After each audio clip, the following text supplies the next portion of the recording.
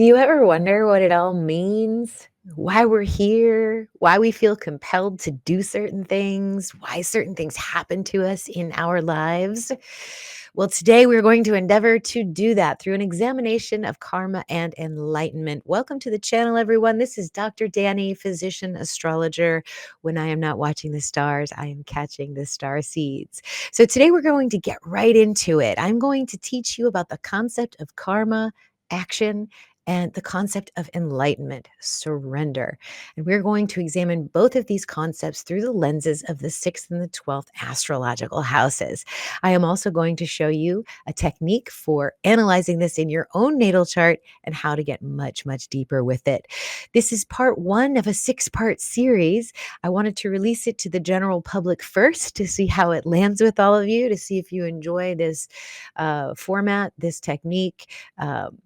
So without further ado, I do have announcements, but we'll go ahead and intersperse them throughout the video. I will share my screen now and we'll get into the content. Okay, I titled this talk The Cosmic Endgame because it's kind of a sexy way to describe the questions that we all walk through life with. Why are we here? What are we doing here? What's the purpose? What is the goal? And so I thought I'd examine this through the lens of astrology. At the end of this teaching, we will be able to define the concept of karma. We will define the concept of enlightenment. We will examine both in the context of the 6th and the 12th astrological houses. And I will teach you an advanced technique called turning of the wheel in order to go even deeper into your natal chart with the concepts of karma and enlightenment. Before I get into this, I just want to make a couple of announcements and acknowledge the channel members. Thank you so much, stargazers. I think we're up to 34 or 35 channel members right now, and this is just mind-blowing to me. I appreciate you all so much for stepping up and supporting the work that I'm doing here on this channel to bring you true sky constellational astrology. Thankfully, the technique that we're learning today, you can use it with either tropical or constellational. So if you're a tropical astrologer and you landed on this video, then stick around because the technique you can also use in your tropical charts. This coming Saturday, oh my gosh, this is so close, is the first annual Sidereal Astrology Conference. This will be Saturday, September 27th from 10 to 3 p.m. Eastern Daylight Time. The registration is free. You guys can join us and listen to my presentation on the Golden Phoenix angle. The three of us will be the keynote speakers. The link is in the description below if you want to register and attend this conference. They're giving away door prizes, and my door prize is a free class from my learn.drdanny.com website. So I hope you guys can. All right, let's get into this. So what is karma? Well, at its very essence, karma simply means action, the thing that we have to do. There's an energy of compulsion or a need to do it. Because when we do karma, many times we feel drained and we don't really know why. It's sort of the cause and effect loop of energy. So, through karma, the soul learns what it clings to by what it repeats. So, you can just open your awareness to what is it that I do and why do I feel like I have to do it? Just that mindful awareness will show you precisely what your karma is. But the question is, where does it come from? Why do we have this compulsion to act? Why does karma cause certain things for us to happen in our lives? Karma begins with intention, with the thoughts in your brain. So, the thoughts that occur in your brain derive from emotions or reactions to things in your outside or inner world. So, every thought, every word, and every action plants a seed.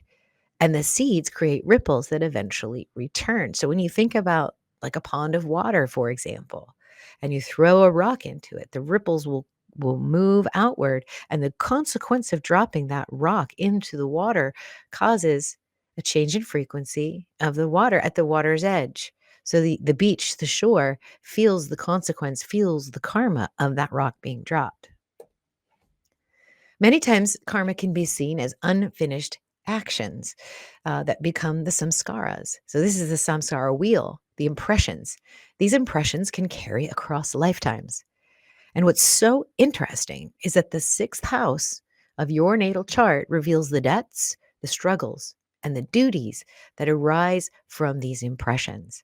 And karma repeats until the lesson is integrated or the need to perform that action is released.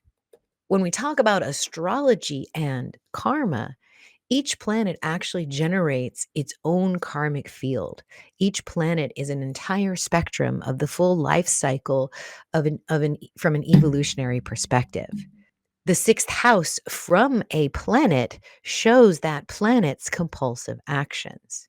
And this will become clear when I show you the turning of the wheel technique. But just repeat this again. The sixth house from a planet shows its compulsive actions. The 12th house from a planet shows its release into presence. So karma comes from the soul's compulsion to act, and enlightenment arises when that compulsion dissolves. Okay? But what's enlightenment? Okay, so you were telling me all about this karma and this energy that I think I have to do, but enlightenment is simply presence. It means I can be and exist without the urge to take action. So we release action so that only being and only presence remains. It's a stillness. You never see an enlightened, quote unquote, individual going to the grocery store, paying the bills, kind of working on all of these things that are karmic for us. Enlightenment is not gained, it is revealed. In other words, it is also something within you already. It is behind all the karmic actions that you feel like you need to fulfill. So the samskaras dissolve when the soul, or the karmic actions dissolve, or the impressions dissolve when the soul no longer reacts. We talk about this all the time on this channel, don't we? Responding versus reacting. Reacting comes from a place that is unconscious, while responding comes from a place that is conscious. So the 12th house is where all cycles end. Here, the need to act dissolves into stillness. Release comes when we stop clinging to repetition. Now, the same concept of karma with the planets can also work with enlightenment. So each planet carries its path of release. The 12th house from a planet shows its enlightened state. If you were to take the 12th house from your ascendant, the 12th house from your sun, the 12th house from your Venus, you're going to find the enlightened state of that planet. Enlightenment is the return of the planet to essence without compulsion. It's so interesting because when I do a reading, for me, the first statement out of my mouth when I talk about someone's sun in Aquarius in second house or their moon in Sagittarius in their third house, when I speak those words, the next sentence that comes out of my mouth is that planet's path to enlightenment is as follows. And then we go into what the planet feels like it has to do in your chart based on the karma of the sign and the house that it's in. This is always done underneath the surface when I'm doing a reading, but this is how you can further analyze and understand these placements in your chart. So karma is doing and enlightenment is being. And you don't have to do to be. So let's talk a little bit, let's dive into these houses a little bit more. The sixth house is where karma is most visible. It shows your debts, your duties, your service, and your obstacles. Here, the soul is bounded to repetition and to action, and the sixth house reveals the work that we cannot avoid. The sixth house will govern routine, health, and labor. It shows us where we serve through necessity. The actions here feel heavy but unavoidable. This is the house of apprenticeship and humble service. You do this work not for the limelight, not for the money, but because you're feeling drawn by your soul's desire to perform the actions in this house. So when we work with the sixth house and the planets, the sixth is the planet's karmic treadmill. Every planet acts out its duty in the sixth from itself. So if your sun is sitting right there on 0 degrees of the ascendant, whatever is sitting in the sixth house of your chart is the duty for your sun. If your moon sits on the ascendant, it's the duty for your moon. The karma here is the endless cycle of doing, and true peace comes only when this compulsion is seen and released. The sixth house is basically going to take from you when you do not feed it. What does that mean? Well, the actions that you were meant to take on as karmic actions, if you decide through your own free will not to do them, then the sixth house will take from you by way of sickness, disruptions in your routine, changes in your environment. So it will take and it will take and it will take and it will make you do those actions unless you do those actions in a constructive way. And the reason, guys, I'm talking about the sixth house in this way is because it's one of the quote unquote malefic houses. It's one of the harder houses to deal with. There isn't a lot out there. How do we look at it positively? Well, if you think of the service and the duties and the things that you're driven to do on a soul level, this is your karmic output. And if you want to know how to work with it, you go to your sixth house and say, what is it I am supposed to do? Okay. So let's look at the 12th house and then we'll tie all of this into an astrological example. Now, if we look across the chart, if we look 180 degrees across the circle, across the sky from the sixth house, we get the 12th house. It's also one house to the left of your first house. And this is where karma dissolves. It shows that release and liberation and stillness can be achieved through the energy of the 12th house. And here's where the soul steps out of the cycle of action. And the 12th house is the doorway to moksha. Well, what's moksha? Moksha in Sanskrit is liberation, release, or freedom. And isn't that what we all want, or do we want it? I don't think we all really want this. I don't think we all really understand what true release and stillness means. It literally means death. There's no need to take any more action. You're done. It's over. It's done. So each time we go through the journey from the first house to the 12th house in any way, shape, or form, we begin a cycle of evolution, a cycle of creation. The first house is the beginning. Sixth house is halfway through. The 12th house is the end. So this is the end of a cycle. There's nothing left to do. The cycle is over. The cycle is done. The crescent moon right before a new moon would be considered a 12th house energy. The new moon that occurs right before your birthday month is a 12th house lunation.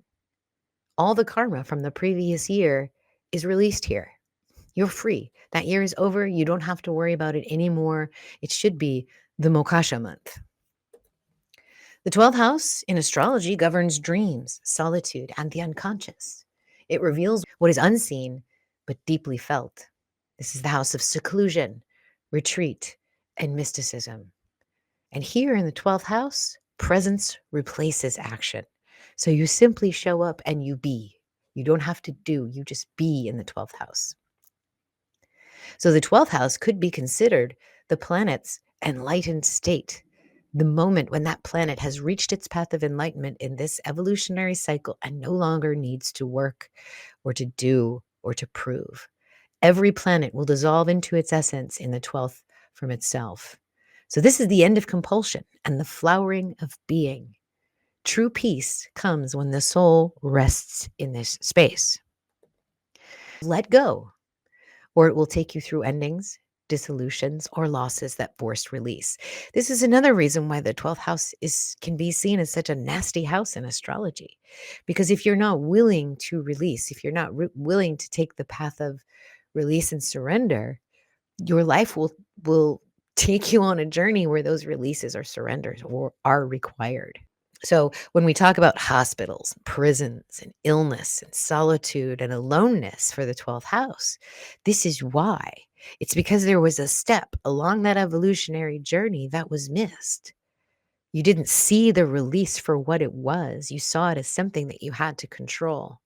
And you cannot control anything that is associated with the 12th house. It literally can be bliss or complete loss. So here's some practical steps we can take away from what we've just learned about the 6th and the 12th house, about karma and enlightenment. What you can do is you can find your natal chart in any calculator that you like, and you find your 6th and your 12th house in your natal chart. Ask yourself these questions. Are there any planets in that house? And if so, what is their constellation? So what constellation and or sign do you have in this house? And I would say that the 3 most important planets that you can use for this analysis are the sun, moon, or chart ruler. So if you find that in your 6th and your 12th house, you have sun, moon, and or chart ruler, or you have a big stellium, then you may want to continue with this presentation and dive a little bit deeper into the 6th and 12th house. And you may find some aha moments about what it is that you can do in duty and service as your soul requires you to do, and what it is that you do not have to do anymore, that you can release and just be in presence with. And that's what this analysis will help us do. So once you look at your 6th and your 12th house and you examine them and you see if there's any planets there, you want to ask what planet rules that house. So for example, let's say in your 12th house you have Virgo. Is Sun Moon chart ruler in Virgo? If they are, you use those. If there's nothing in your Virgo and it's in your 12th house, then you have to decide what planet rules that house, and that is done by assessing the constellation. Okay, so let's get into an example so that this is a little bit more clear. We'll repeat this, and this should make more sense as we get further into it. Before I do that, though, I want to review with you the planetary rulers we're talking about. When we do this type of analysis, I'll be using the traditional analyses. You can use the modern analyses, but I will be using the traditional just for the purposes of this exercise. So Aries is ruled by Mars, Taurus is ruled by Venus, Gemini is ruled by Mercury, Cancer the moon, Leo the sun, Virgo is Mercury, Libra is Venus, Scorpio is Mars, Ophiuchus would also be Mars in this case, Sagittarius is Jupiter, Capricorn is Saturn, and Aquarius is Saturn, and Pisces is also Jupiter. So let's take a look at a chart and see what that looks like. I've sort of synthesized all of these possibilities for you in my own natal chart. So this is my natal chart right here in its topographic configuration, meaning that if you were to look at the sky the day I was born, you would see Taurus on the ascendant, you would see Jupiter in the midheaven, you would see moon right after a full moon. Okay, it's a nighttime birth. And then if you were to look under my sky, you would see all these personal planets. So what I've done is I've put the traditional rulers as the larger planet around the ring. Mars rules Aries, Venus rules Taurus, Mercury rules Gemini, Moon rules Cancer, Sun rules Leo, Mercury rules Virgo, Venus rules Libra, Mars rules this part of the sky, Jupiter rules Sag, Saturn rules Aquarius and Capricorn, and Jupiter also rules Pisces. The smaller planets are the more modern interpretations of what rules each sign. But for the purposes of house analysis, this is extremely useful for personal development. All right, so here is my chart. Here is where all the rulers are.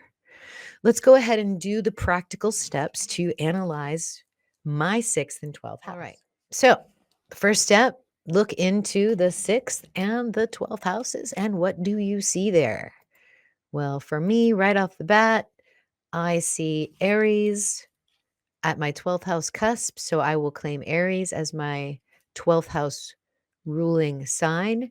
What rules Aries? It's Mars, because I don't have any planets in my 12th house. There's nothing there to analyze in terms of what my path to enlightenment is. So I have to dive a little bit deeper. So we're going to go ahead and we're going to label Mars as the ruler of my 12th house and the significator of my enlightenment. I'm going to look at my 6th house and I'm going to once again be confronted with the energy of no planets. Now, my Libra, because it's very small, is intercepted. It is in between these house cusps where I have Scorpio, Virgo, and Libra. So for simplicity's sake, since most of my 6th house is occupied by Libra, we're going to use Libra as the ruler. You could say that the 6th house cusp would make Virgo the ruler of my 6th house, but I have a whole lot of Libra energy here in my 6th house. So there's no planets. And I like Mercury is the ruler of Libra in my interpretations, but we're going to use Venus because it's the traditional ruler. So 6th house ruler is Venus. She's the significator of my karma.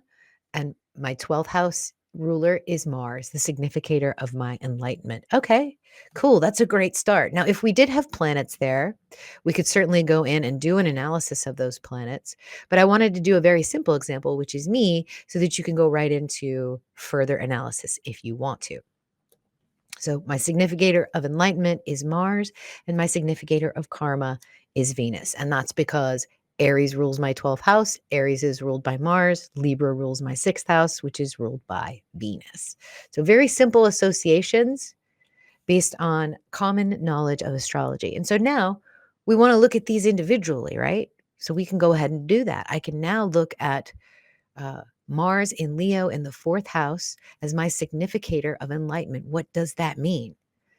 And then I can look at Venus in Gemini in my 2nd house as a significator of my karma. What am I drawn to do? What is the actions that I must take in this life in order to fulfill my karmic destiny?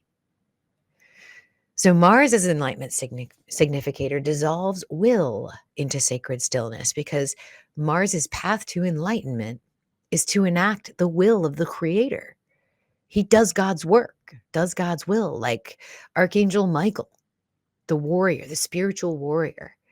And when I think of Mars as enlightenment, as stillness, as moksha, I see him sort of like sitting in a space of meditation as the meditating warrior monk, right? So in Leo, the path is releasing pride. Pride is a key word for Leo energy, transforming the need to prove my sovereignty into radiant authenticity.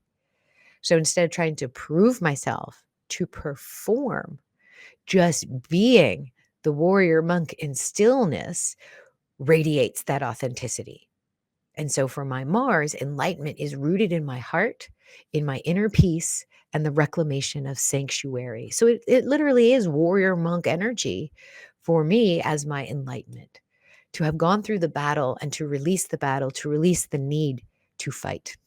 I used Mercury as the karmic significator for Libra. We're going to look at Venus a little bit more, but for this example, I did use Mercury. So, what does the karma look like for me with Libra ruling my 6th house, Mercury ruling my 6th house? So, what does it look like for me with Mercury as the karmic significator? The impulse is to think, to connect, to explain, and to exchange. So in Cancer, the karmic action through words of care, emotional teaching, and providing security through communication. So it's almost my compulsion, it's my karmic will to speak, to teach, to communicate through love. So emotional teaching, emotional communication, teaching, and service of the voice. Okay, so I feel karma around my voice, around the need to communicate, around the need to teach, and around the need to explain. And that really, really resonates with me. Even though Venus is the traditional ruler of Libra, Mercury, in the more modern sense, makes much more sense to me than having Venus there as Libra. So while Venus is the traditional ruler, I like Mercury here, so we used Mercury. We're going to look at Venus as just to sort of see what that difference might feel like. I feel compulsion and I feel karma around both of these planets. These planets, because they're both inner planets, because they're right next to each other in their rulerships on the chart, because they exchange directions and distances with each other, they're very much tied together either way. Okay. So this is it. This is for me. And this makes so much sense just going through this very simple exercise to understand my significators of enlightenment and of karma. So what we're going to do is we're going to push this technique just a little bit further. This is an advanced technique for further analysis. And once you learn how to find your 6th and 12th houses, this is also a technique that you can do. You pick any planet. For this exercise, I picked Venus. And you're going to turn your chart until that planet sits on the ascendant. Use the same analysis from that planet's perspective. So, in other words, we're going to put Venus on the ascendant and we are going to find the 6th house from Venus and the 12th house from Venus. And now we're going to have an even deeper analysis for the Venus energy in my chart, where her karma sits and where her peace and enlightenment sits. So this should be very, very interesting. Since she's my chart ruler, this is a perfectly acceptable analysis. You can do this with your sun, you can do this with your moon, you can do this with your chart ruler, you can do this with any planet that turns you on. Okay? And you can find out what that planet's karma and what that planet's enlightenment shall be for you. Here in this example, again, this is my chart, but I have turned Venus to the ascendant. So Venus is now in the first house and on the ascendant. And so we go to Venus's 12th house. This is much more interesting, isn't it? So if we're using her as my general significator of my sixth house karma, even though I used Mercury in the original analysis, we're going back to the traditional analysis.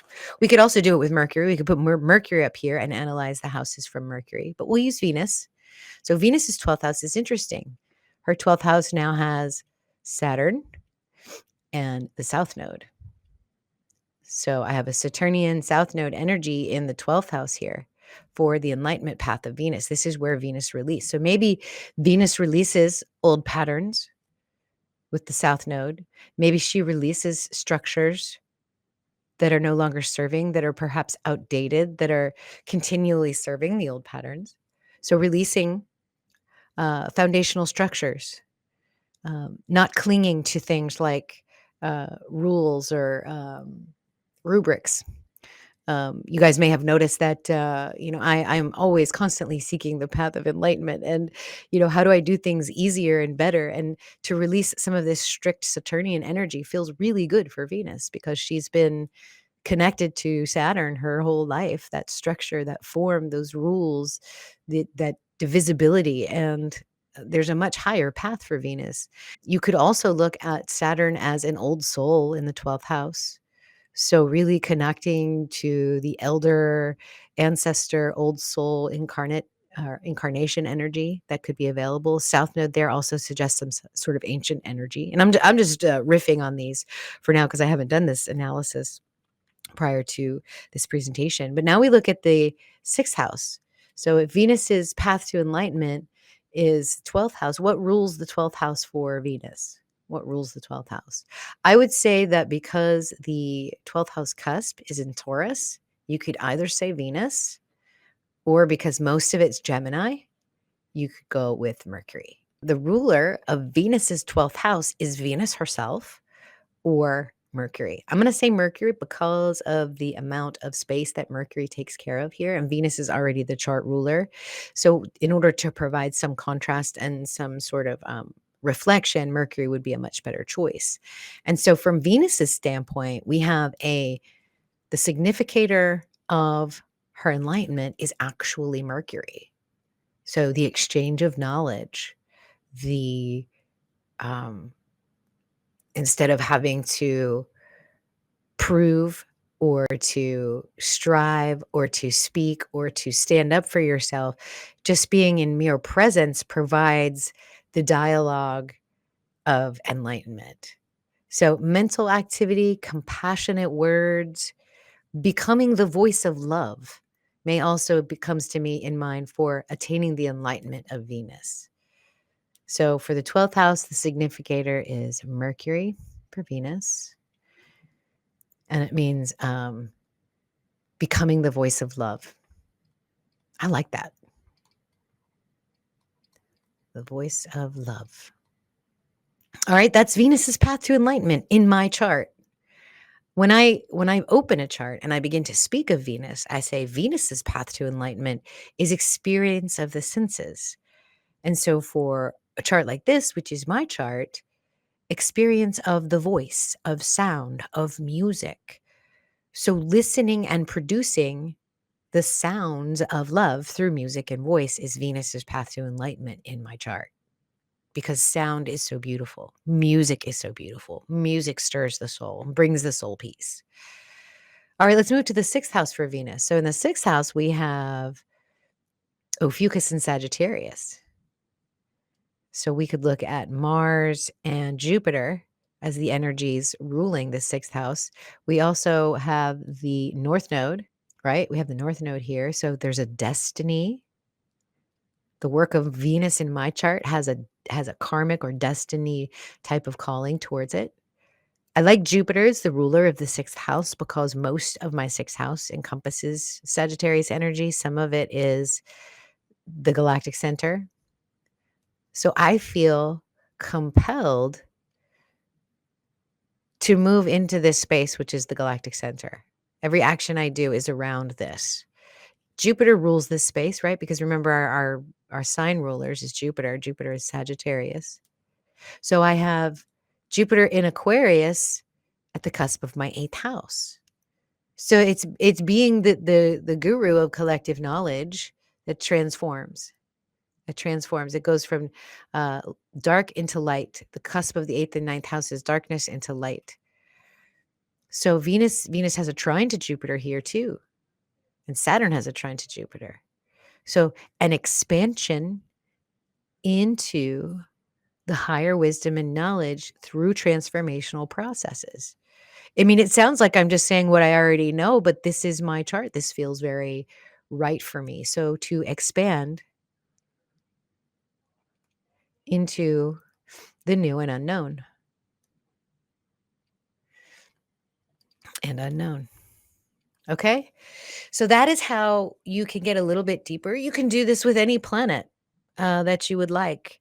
You don't have to use a software to do it. You can pick Pluto, for example, and you can begin to change Pluto's numbers. So while Pluto's in the third house from Venus, if we're looking at it from Pluto's perspective, we can change this to the first house. This is the second house, third house, fourth house, fifth house, sixth house. So now Pluto's karma is related to Jupiter. Do you see that? This first and sixth house relationship. And Pluto's enlightenment comes through the action of Mars on any chart that we're working with. Now we'd have to go back to the natal chart to see where the natal placements of Pluto is. But that's basically it. That's how you do it. This is how you turn the wheel. This is how you examine your 6th and 12th houses under the lens of karma and enlightenment. So this is the end of the presentation. I want to thank you so much for your time and attention and for listening. If you enjoyed the content, please subscribe to the channel. Please hit the like button whenever you see an upcoming video. Hit the notification bell so that you can be alerted as to when my new videos come out. We are doing videos, 2 or 3 videos a week here on this channel. Some are for the members only. The rest of this series may become a members only thing, but I wanted to see how it landed with everyone. So do let me know in the comments, where are your placements? What constellations do you have in your 6th and 12th house? What planets do you have in your 6th and 12th house? If you need help with any analyzing, let me know, and we can certainly do a reading and work on your chart, or we can meet face to face and dive into your different house placements. So thank you so much again for your time and attention, and I look forward to seeing you all in the next video. Thank you so much, guys.